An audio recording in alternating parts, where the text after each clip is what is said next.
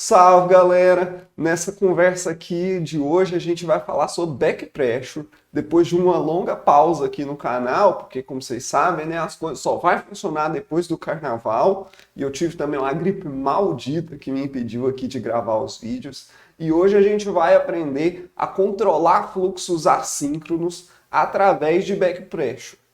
O conceito de back pressure, assim como vocês vão ver em outros locais, o circuit breaker, por exemplo, eles são nomes que são importados de outros locais, tá?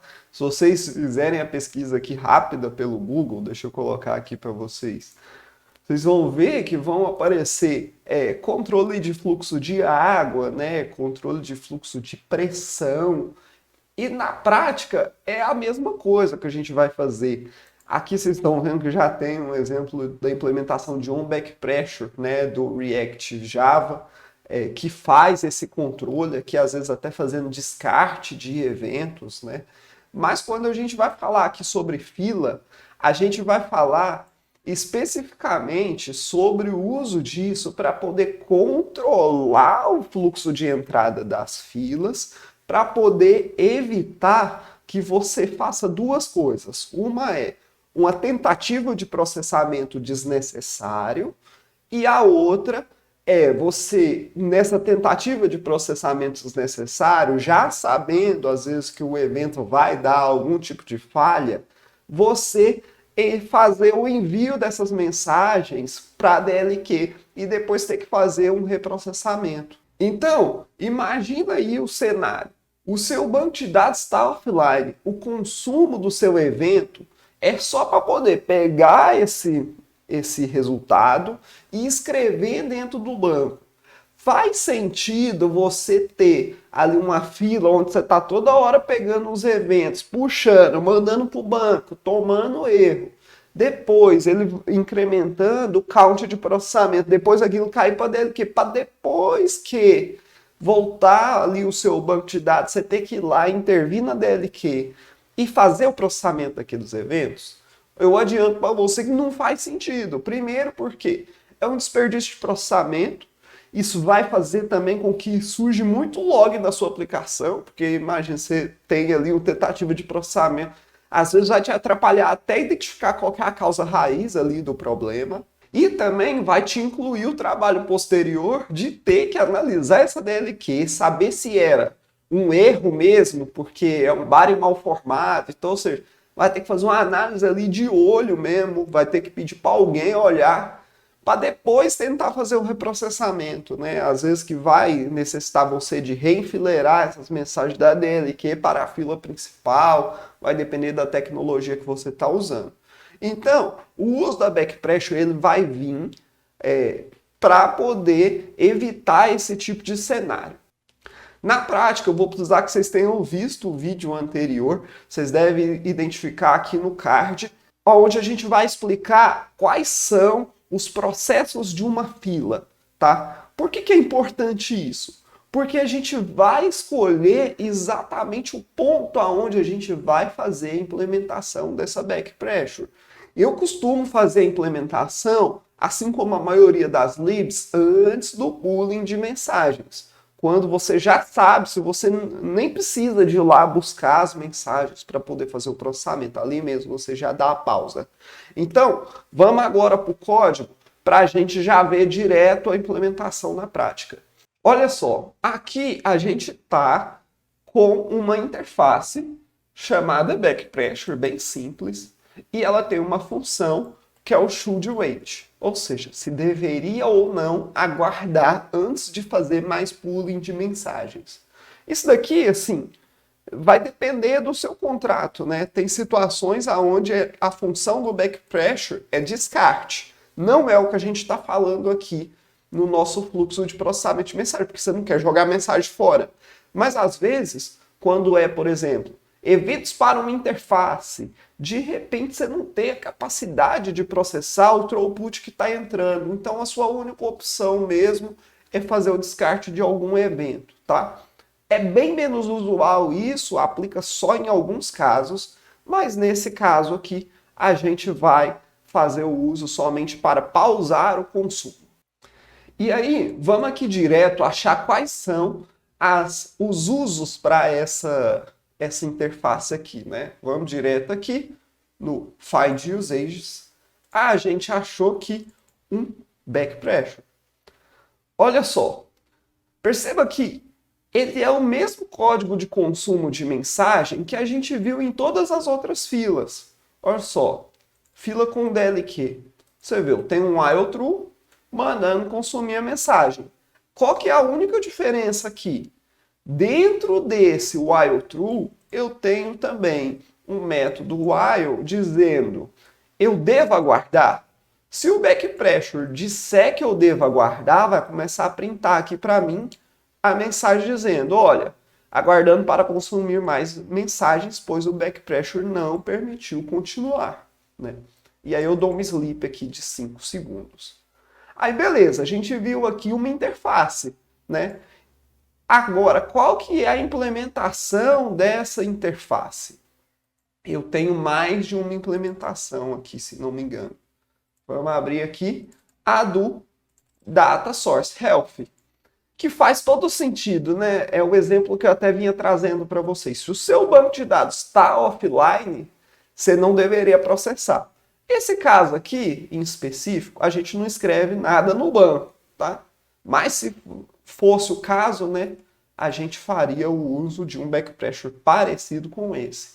E aqui, como é uma interface, cara, vai da sua criatividade, da sua necessidade.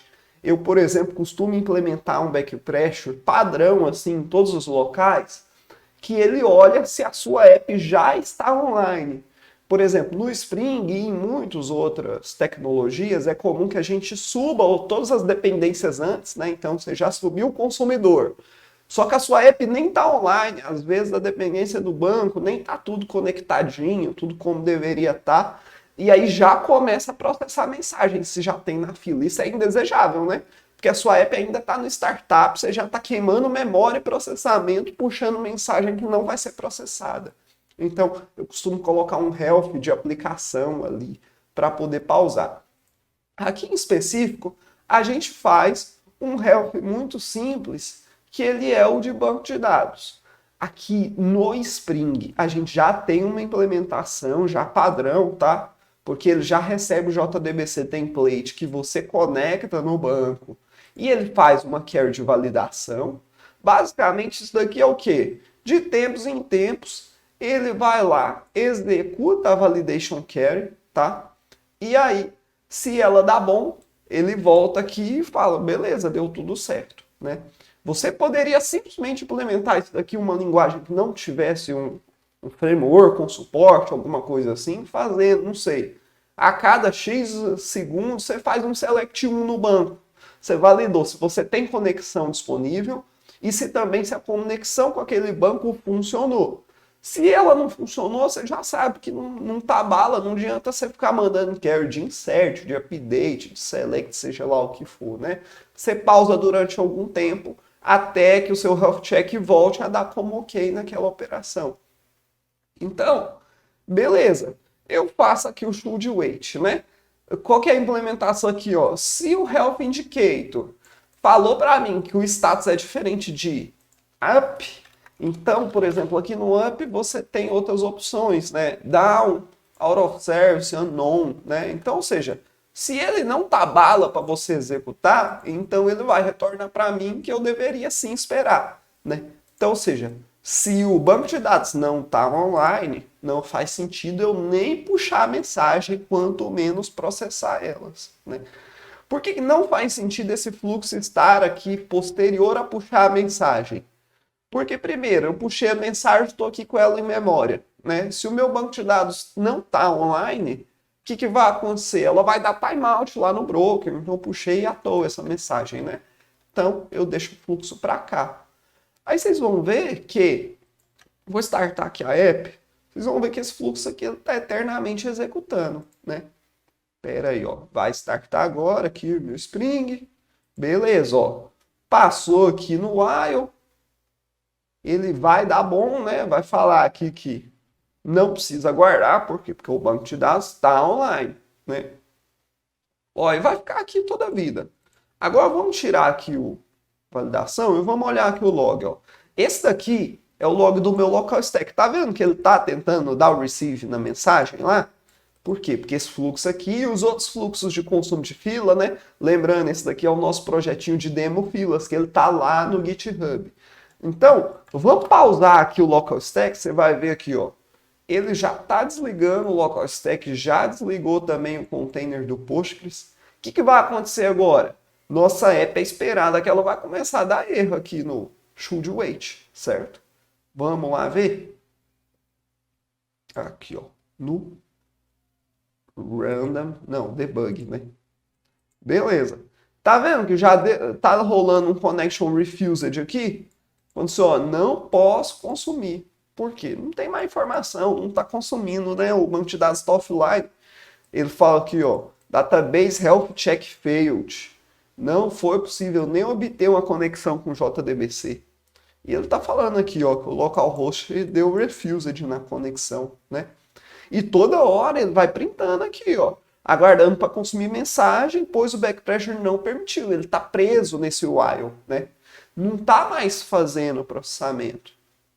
Agora vamos lá, vamos subir de novo o nosso local stack. Então ele vai subir de novo tanto as filas quanto o Postgres aqui. Ó, a base está pronta para poder receber as conexões, o local stack está subindo aqui, está online também. Toda hora que a gente vir cá, daqui a pouco, o que vai acontecer? Ele vai restabelecer a conexão lá com o Postgres, tá? Inclusive é um teste muito importante você fazer se a sua aplicação está configurada para restabelecer. Tem lib que você precisa passar alguns parâmetros específicos e se ele falha, por exemplo, a conexão, depois ele não tenta mais. Você vê que aqui, ó, parou de subir o log. Ó, se eu der o clear aqui, você vê, não está mais subindo nem o log aqui, nem o log que estava rolando antes. Se eu lançar se eu lançar aqui o debug, ó, você vai ver que ele vai capturar o debug aqui daqui a pouco. Aqui, ó. Beleza, capturou o evento, normalzinho, né? Volta o processamento. Vai ficar fazendo o receive, né? Tudo beleza. E assim vai. Se eu desligar o banco, ele para o processamento, né?